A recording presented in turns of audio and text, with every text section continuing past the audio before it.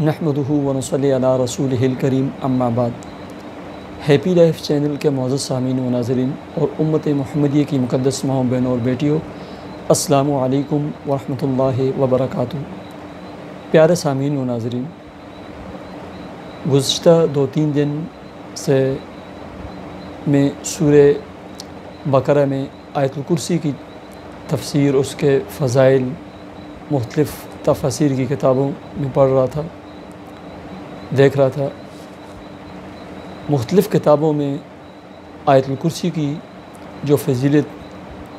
और आयतुल कुर्सी के बारे में जो मुफ़स्सिरीन ने लिखा है, जो हमारे अकाबिरीन ने, उलमाए कराम ने, बुज़ुर्गान दीन ने,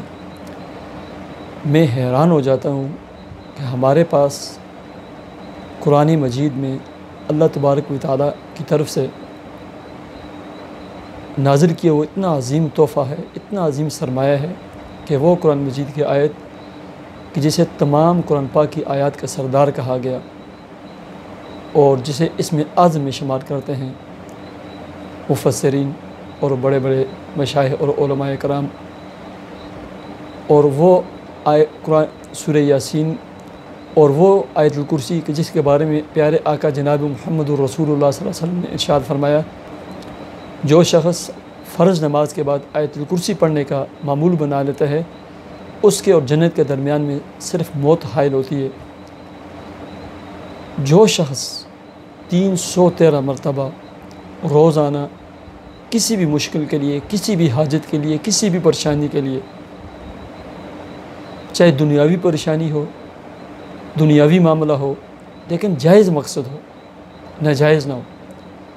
313 मरतबा किसी भी टाइम बावुज़ू होकर पढ़े तो नूरुन अला नूर,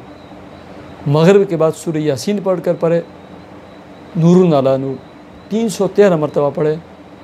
और उसके बाद जो भी दुआ करते हैं, दुश्मन हैं, हासिदीन हैं, काम कारोबार है, जॉब मुलाजमत के लिए है, रिश्तों के हवाले से, मैं एक सफ़े पर पढ़ रहा था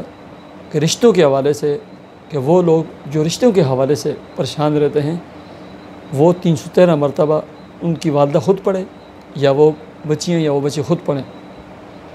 कि 21 दिन तक ये आप नहीं पढ़ेंगे, उससे पहले पहले अल्लाह तबारक व तआला ख़ज़ाने ग़ैब से उनके लिए बेहतरीन और अच्छे रिश्ते का बंदोबस्त फरमा देगा। तो आप जॉब, मुलाजमत, रिश्ता, वीज़ा,